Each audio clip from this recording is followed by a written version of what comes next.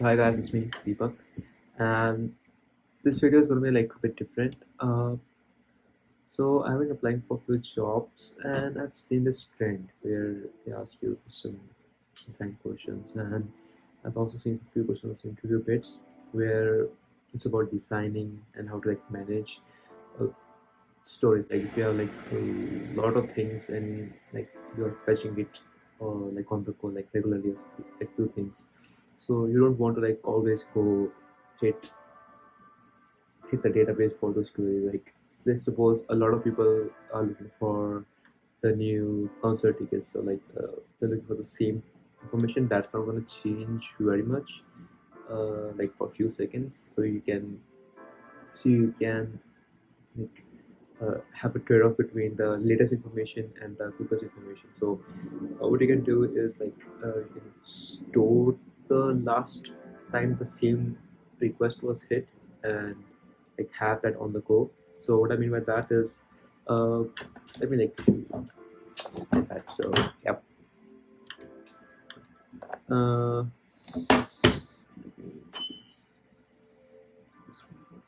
what I'll do is let's suppose a lot of people, a lot of different servers, a lot of different nodes, clients are hitting the same server. It's kind of like crowded. So, and they're hitting with the same API. Let's suppose the API is for getting images of a new kind of cat, okay? And they're all searching for the same image of cat or same image of dog. And you don't want to like hit the database or like again and again and again for the same request. You can have this, you can have uh, like in the local region, you can have like a server that has, let's say, RAM, and in that RAM you can save the last request, and if the same request is hit, you can just return that request rather than going back to the main server or the DB and like get that again. If that makes sense to you. So what will happen is like, let's suppose there's a client and few or like, so let's say that 100 clients and they're all basically doing hitting the same request, and computer has already processed that request a few seconds ago. So what computer will do, what a server will do is, hey, I have this on my rack, so I will not going to go back to my database and search for the query. I'm just going to return the last time for the DB return back to me. Um, so what they do is they have a concept called least recently used. So what happen is you have a fixed size of RAM allocated for this process, and what you want to do is you want to keep track of how frequently a certain API is hit. Let's suppose I just hit API for use of cat, and after like for like next 10 minutes no one hit the same API. So what happened is that memory that was allocated to that request will get cleared. Like it will flush out what was stored in that particular memory, and it will delete that so that the new request can be stored. You don't want like have a lot of space allocated to just some random API request that would not hit again for like just a couple of hours. You wanna just have you you want to optimize this. Okay, you don't want to just have few API requests stored in your RAM that don't get hit a lot. So how do you flush those out? You use a concept called LRUs, least recently used. And what they basically do is they have circular linked lists. They have double linked lists, and they have a way to like count when was the last time this memory was used. So let's say I just hit a API again. So what we'll do is, let's suppose I have a few uh, nodes here, few double lists here, and let's suppose this request, which was like images of horses, got hit. So what I'll do is I'll remove this part and move it to the head, like right next to the head, and everything else will get pushed to the side. And once I have like hit the max amount of nodes that I can have. Let's suppose I can have only 1,000 nodes here. Okay, hypothetically it should be more, but let's suppose for this case we have like theoretically it should have like a lot more. But let's suppose for this case we have 1000, and now we have hit 1000, and I have just called another API. So what should I do? What I'll do is the last API, the last node will get deleted, and now I have another one, another request. The new one will get right next to the head, because the head is a way to get to know what the most new one is, and there's going to be a tail which will help us find the least recently used one and to dump. So every time the storage is full and the new request is has to be added into the RAM, what I'll do is I'll just pop up the tail and add the new request right next to the head. And that is the concept that we'll be using here. And another thing that we can do is all those requests I can also save to few other servers that I've seen. So for this case, I will be using like Redis servers, and to keep track of where the particular request is, I will be using uh, something called circular hashing, persistent hashing, where I'll like have a way to know where particular information is stored, which information is stored in which server. So like I'm not like, let's suppose I make a request and let's suppose I make a request and I don't want to like search in all the servers, so I can just use one request. I will just search one server, not all the servers. And how I do that, I will use hashing to figure out which server I stored that information is. So what happens is every time I make a request, it will get stored into the local RAM and get stored into one of those servers. The local RAM will get full eventually. The Redis servers will not. So if it's not in if my request is not in LRU, then I'll search for Redis servers. If they are not in the Redis servers, then I'll go to the database. So that is what I'm doing right now. Like let's so okay, let me like revise it again. So what I'm doing is I am entering information into local. So I'm entering information.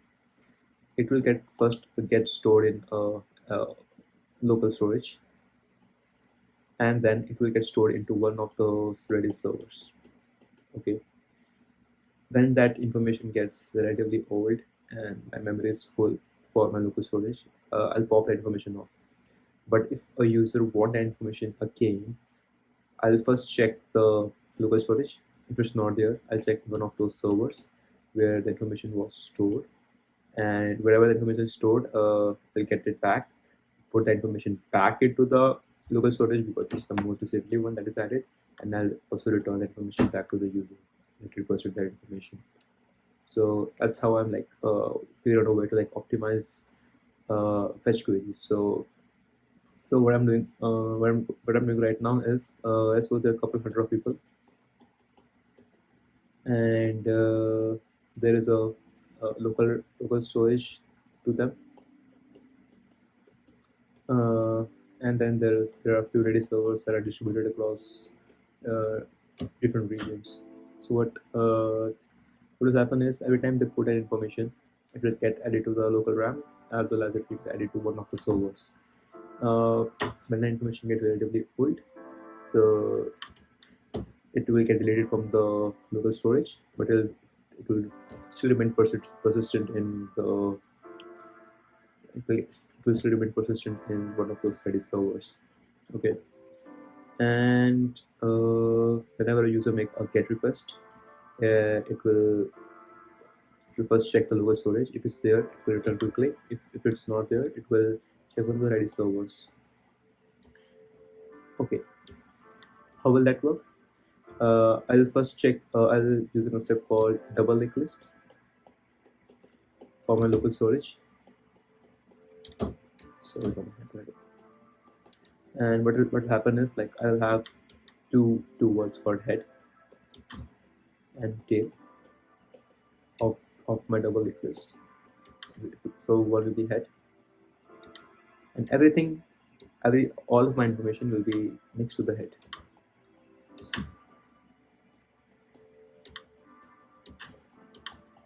and this will be my tail. Tail will be the last node, last information, or the least recently used information. So every time, and I will have a like a fixed capacity for my this double list. Every time I like maximize my storage, I have to like pop the last tail off.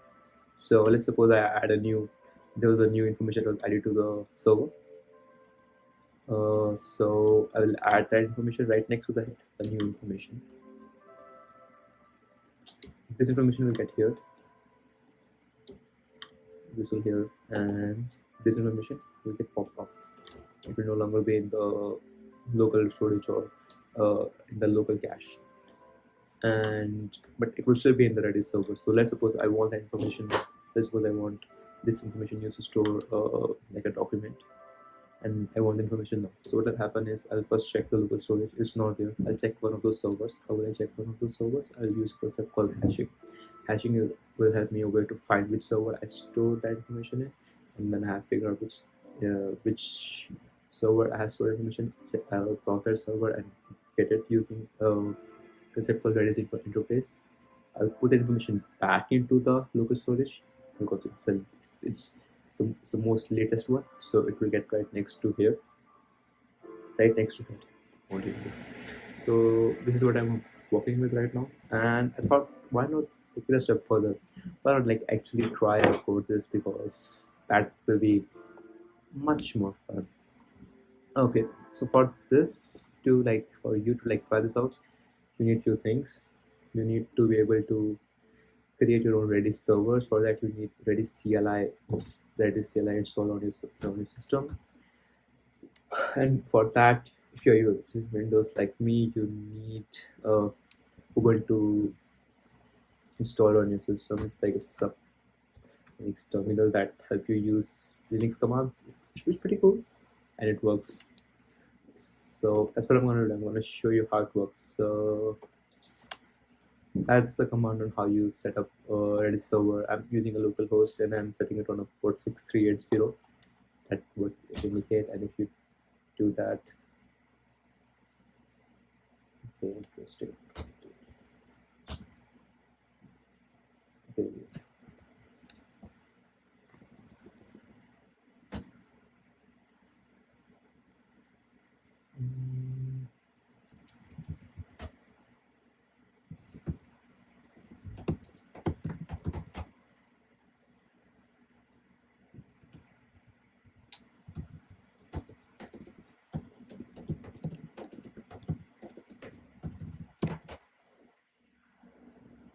Those here.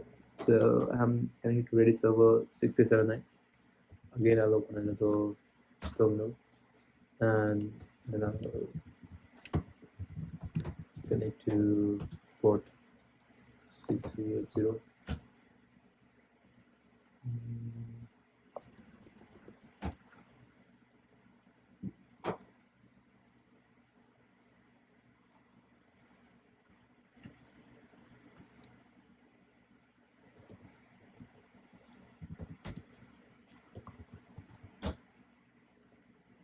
Yep. And so now I'm going to do two different, like I have set up two different servers. So what I'll do is I'll show you the code, how the code works. So everything is in this folder. I'll upload this on my GitHub and share the link in the description. So if you want to check the code out yourself. I've set up a development.json configuration. So here you can see I have to port setup. I'm using localhost and I have to port 6079 and 6080. That's why I show you those ports that I've set up. I have a initial app file. In it is just to like set up to have a Python module as a package, so I can get different files and like don't just have one big file. I can distribute my code in different files. You can see I have a app.py. This is my main file. That's the code. That's the script that I have to run, and I'm importing different classes from different files. That's why I set up this init.py code. So distributed.cache. This is a way to like have different Redis servers, and here I'm just like reading the configuration file, and here I'm just like getting the nodes. So each node contains a local port and each port contains host name like the URL and the port. And I've set up a cache capacity of 100. So like each should have like 100, which I'm not using somewhere. So this is my local cache capacity. So let's say you cannot have more than 100 nodes in your local storage for this process. And here's of a consistent hashing. I'll show you first how consistent hashing works. So this is how like I'm able to like find out where I have put my information in which server. So I'll have this. I also have like few replicas. So like I don't want my information to get lost in a server. So I'll just for the safe measure, I'll also like replicate it to a few servers. For this purpose, I don't think it's necessary, but still like if you have to make it fault tolerant, like one of the servers go down, then what happens? You don't have that information. If you don't have that information on the storage and the server where the information was is down, then you're fucked. So you cannot have that. You cannot do that. So what you'll do is like you just use replicas. So I have like 3 replicas by default. So each information is at least 3 nodes, 3 servers. So here I've like okay, if I have like passed a node, like let's say, so I'm consistently hashing and I'm passing the nodes. The nodes are basically those 2 servers. And let's see consistent hashing. So if nodes for nodes and nodes add nodes, I have 2 nodes I've added, and now I should be able to access and throw this file. And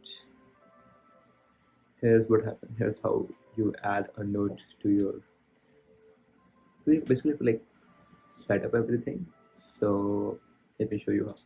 So you have 3 replicas, and for each node you have to do like this node function. So node and the replica number 0, 1, 2, and then you get this hash here,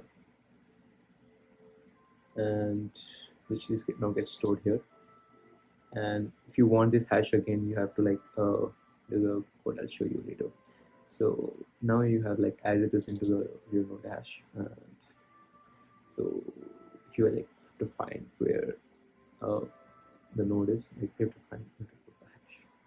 If you have to like remove that particular node, you have to like first like get the hash. So you basically do the same exact thing again, and you get the hash, and then you just delete that particular node from your dictionary and remove that from the solid keys as well. And now get node. This is the main part of it. This is the main part. How do you find where you have stored a particular information? So you have 2 things: key and value. Key is how you like figure out where the particular information is. So you first like get a key hash. You get you call this function _get_node index. You pass in the key hash. So you iterate through like everything, and if the key hash is less than equal to node hash, return first node if key hash is equal. So if there is nothing, then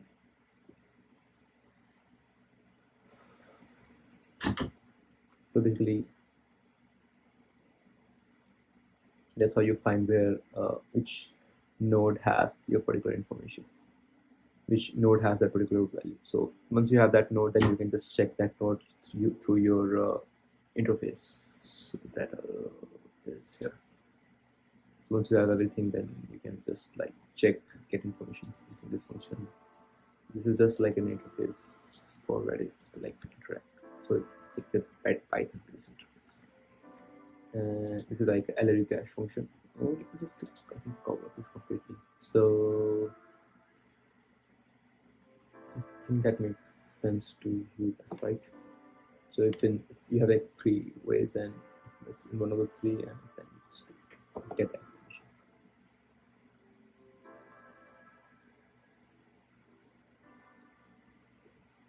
Okay.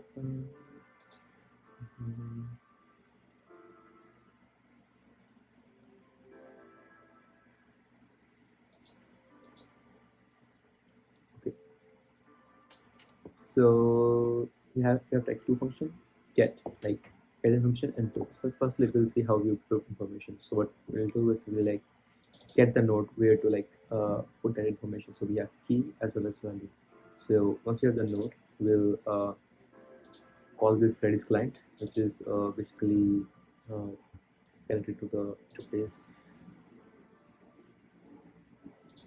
which I have.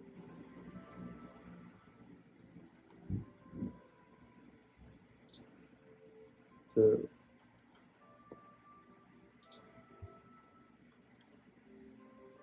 yeah, so it's like a dictionary of Redis interfaces. So Redis interface take two arguments here. We're passing two arguments to the Redis interface, the host as well as subnet, which are fetched through the JSON. And you know what? I'll just summarize it back again. But what we are doing is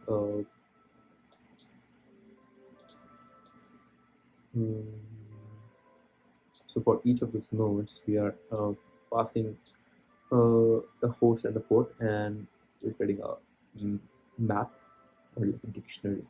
And what we'll do is we'll put the host. We'll first get the node. If we get the node, then we know the host, and then we'll just enter information for .set key. So inside that, what do you call them? That dictionary, this node host dictionary, we can just put in that information,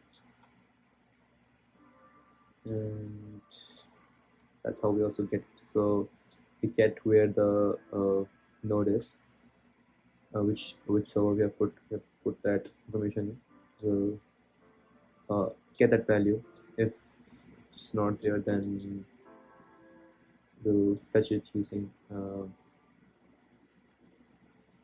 so if the value is equal to -1, else return value.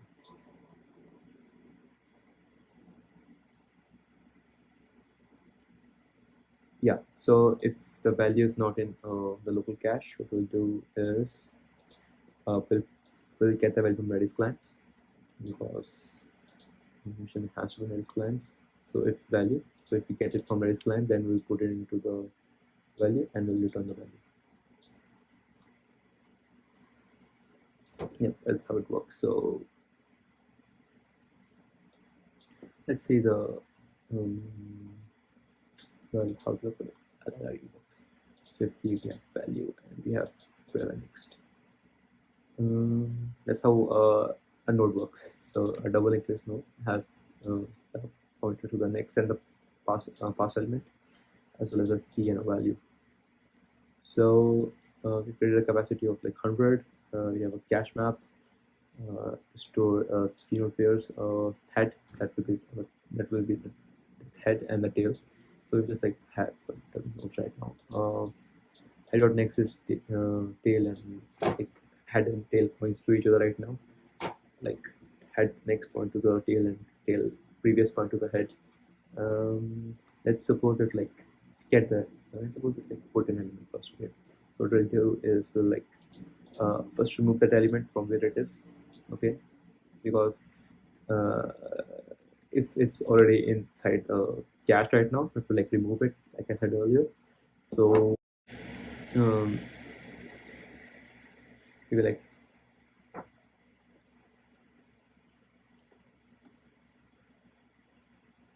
so what happens is we will like we will remove that element from where it is. As suppose that element is here right now, we'll remove it. So this doesn't exist anymore. So let's suppose 1 2 3. So now it's 1 and 3.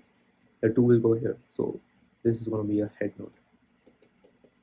So what will happen is the head, the 2, and the 1. That's what's going to happen when put command is added and the cache, and that particular node is in the cache. So it's going to like add that node into the. I'll just explain what add and the function now, but it's what I'm telling you right now. It's a cache capacity is good. If it exceeds the capacity right now, I suppose we have to like now add 4, and the capacity is 3. So what will happen is we'll have head 4, 2, and 1. tree will get removed from local cache, but it's still in one of the Redis servers that we can find which node it is through the hashing and then return which server it is, and then use the get command to find it. If it's not there, then it was never there, so it will just return -1. And how that -1 works here. So if let's suppose if you're using get and cache key, there's nothing. So just return -1. Otherwise, will return node value. And as always, like whenever element is inside a cache, it moves to the head.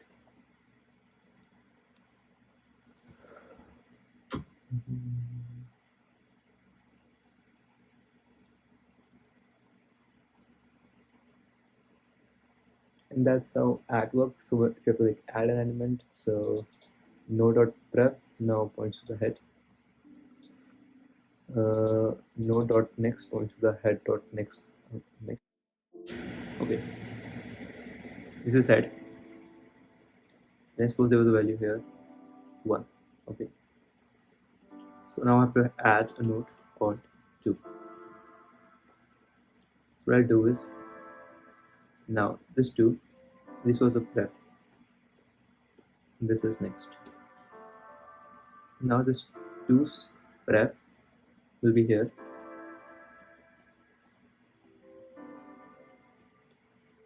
and its next will be 1. Heads pref still, heads next still pointing to 1. So what I'll do is head. So that's why this command is heads next dot pref. Heads next dot pref is 1. Why? Heads next is still pointing to 1, and one pref is now should be 2. So now it will be a node, and head dot next is equal to the node. So head dot next now will be just over this 2, and that's how the add code works. Similarly, that's how the remove code works. You have like node.pref, that will be at least, it will be at most the head node, or like a node that was previous to it. It will never be none. Next can be none if it's like the last element. So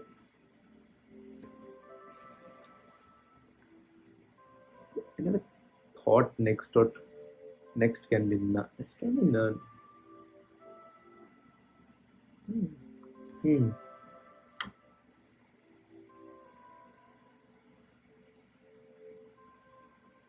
Because pref is always going to be one element, because then you're never going to like remove the head node, because that's just the dummy node. It's just there to be there.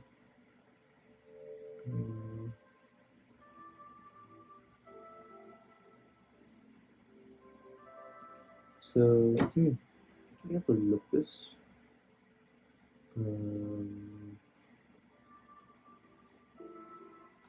Let's see what happens once if it's full. Then okay. So my bad. I have like a dummy tail.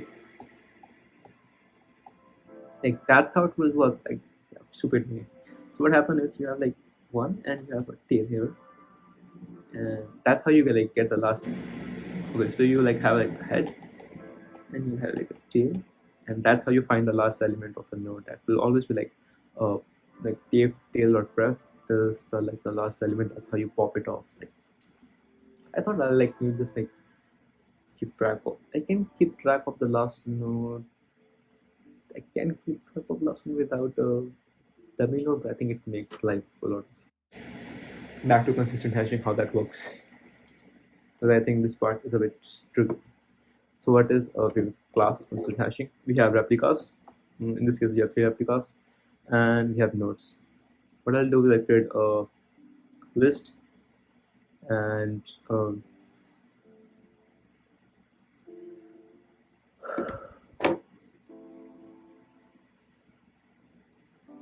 for each node, I'm gonna like call like add-on function, and I'll create like 3 replicas of that node, and that's how the hashing works. And how that works is like get an integer, and that points to a node, that the node.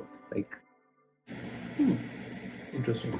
Okay, so you put the string into a hash, and you get encoded value, and you put it into the sort keys, and you get a sort value, and you then sort the array every time you add, and then like sort this node. And if you like remove it, you just like remove the node value, it's still sorted, so it's sorted again. And that's how you do it. I have not added any if conditions here. It's very bad. So now if I like have like let's say map of like get node, what I'll do is if there's no element in the ring, if this self routing is empty, then just return. Then I'll just put the key, get the key hash, and then return that. So that is basically it. Like, that will basically give you the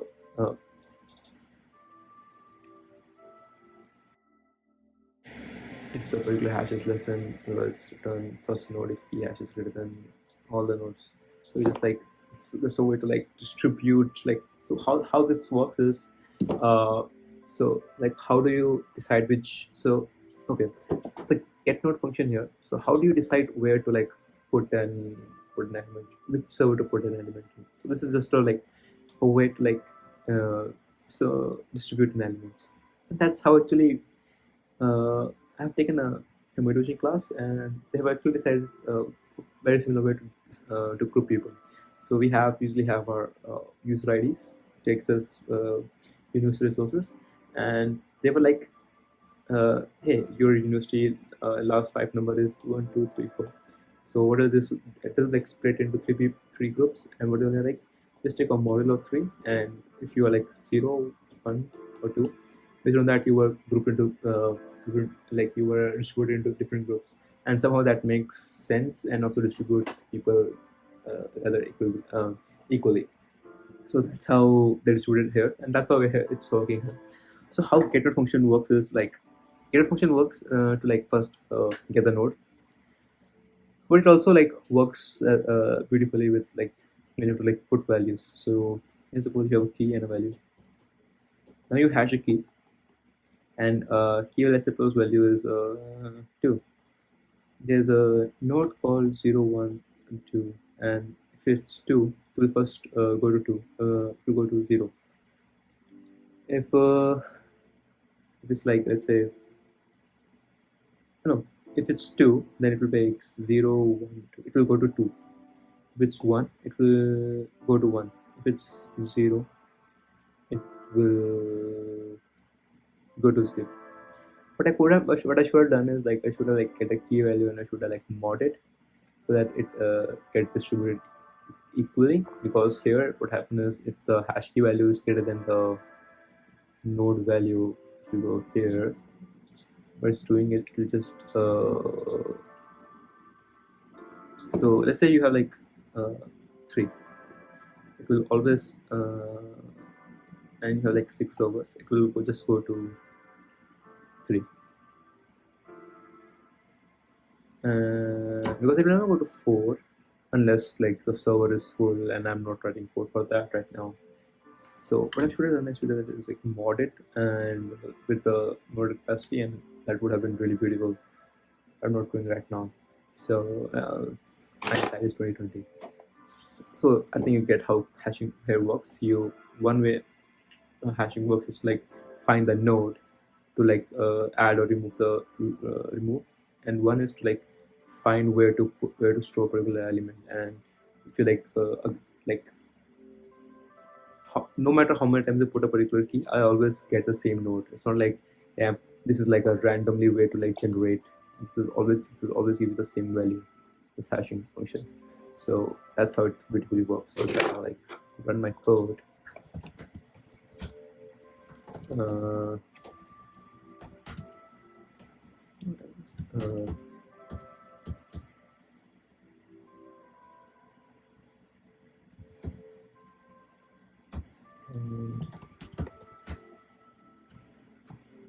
My bad. Hey, it works. Now value 1 is in the server. And also value 2, value 1, 2. But which servers I don't know. And I forgot the command to find.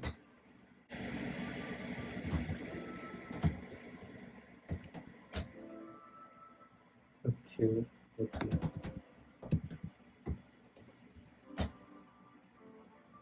No. No. Okay. Okay. It's in mm,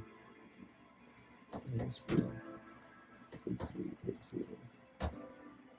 Ah, fuck. It's there, but why is it not doing an export? Why? That port distributed cache.cat. So it's hitting it at line distributed cache by line 16. Where it's like maybe if I don't like put, it's not. Maybe. As a friend would say, so this bar. Oh, okay. So I don't have put function. We'll extend this class there. So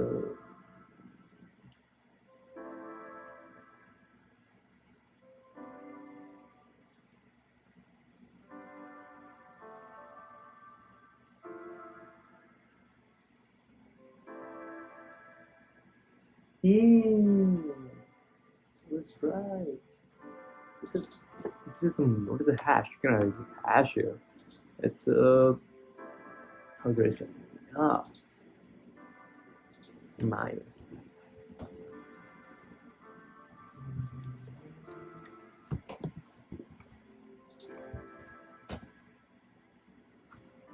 Right, so here, fine.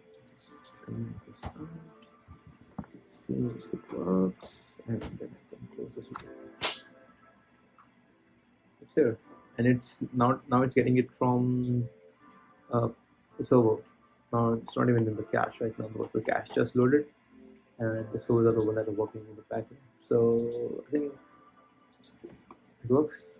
It's a 15-minute long. We have to like cut it 20, 15 minutes. But let's see. Bye bye. I post the video.